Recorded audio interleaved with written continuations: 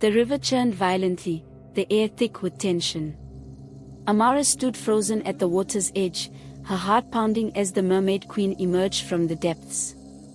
The once beautiful creature's face twisted with rage, her sharp teeth glinting in the moonlight. Behind her, the other mermaids, dark and dangerous, glared at Amara with eyes that gleamed like black pearls. "You dare defy me," the queen hissed, her voice like nails scraping against Amara's mind. "After everything I've given you, wealth, power, fame, and you repay me with betrayal." Amara trembled, the weight of her choices pressing down on her chest. She had sold her soul for riches, and now it was time to pay. She had everything she had ever wanted, but at what cost? It hadn't always been like this.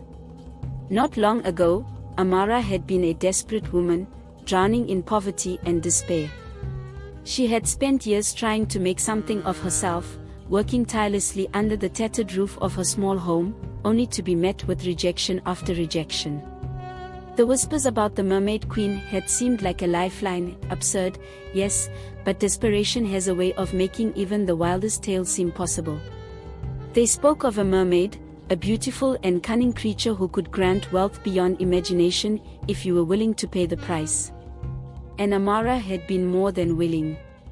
On a cold, moonless night, she went to the river, her heart pounding in her chest, the desperation for a better life driving her forward. She had called out softly into the dark water, uncertain if anything would happen. But then, the river's surface rippled, and a soft, enchanting melody filled the air. The Mermaid Queen rose from the depths, her skin shimmering like pearls, her voice as sweet as honey. "I can give you everything you desire," the mermaid had promised. "But there is a price." The price had seemed insignificant at the time. Amara was to join the Queen's coven, become her emissary on land, and in exchange, she would have wealth beyond her wildest dreams. And the Mermaid Queen kept her word.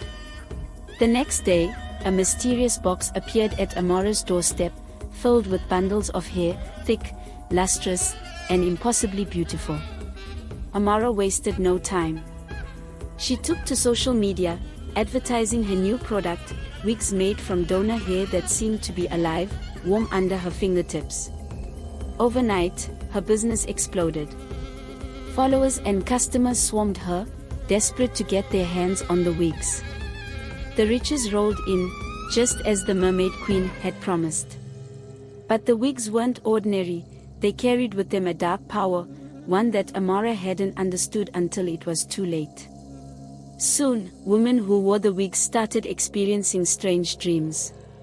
They spoke of being pulled toward water, hearing whispers, seeing shadows. Some even disappeared near rivers or lakes, vanishing without a trace. Amara tried to ignore it, burying herself in her newfound success, but the voices wouldn't leave her alone.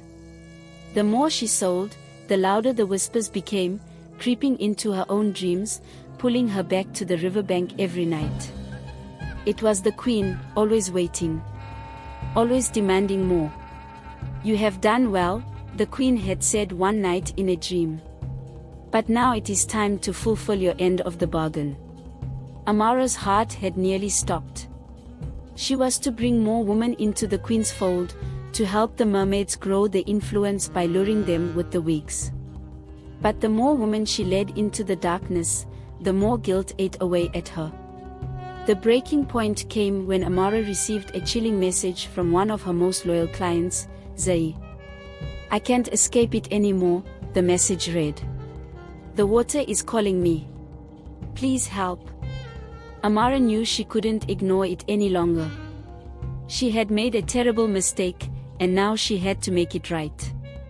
In her desperation, she sought the help of Pastor Kofi, a man known for confronting dark forces. He agreed to help, but warned Amara that the battle would be intense. The Mermaid Queen wouldn't let her go easily. And now here they were, at the river's edge, with Pastor Kofi and his prayer warrior standing firm as the mermaids circled them, their anger palpable. In the face of the Queen's fury, Pastor Kofi's voice rang out strong and steady. In the name of God, we break this curse. You have no power here." The Mermaid Queen shrieked in defiance, but the prayers grew louder, the power of the group pushing back against the darkness. The water churned and the earth trembled as the queen's hold on Amara and the other women began to weaken. With one final, piercing scream, the Mermaid Queen and her coven disappeared beneath the surface, vanquished by the power of the prayers. Amara fell to her knees, tears streaming down her face. The curse had been broken, but the price had been steep. Her wealth and fame crumbled around her, her reputation in ruins. But in the end, she had something more valuable: peace. The guilt that had once consumed her was replaced with a sense of purpose. Though she had lost everything she thought she wanted, Amara knew now that true power wasn't in riches or fame. It was in redemption, in the strength to face her mistakes and make amends. As she stood by the river one final time, she knew she would never again be tempted by its dark waters. The Mermaid Queen was gone, but the lessons of the river would stay with her forever.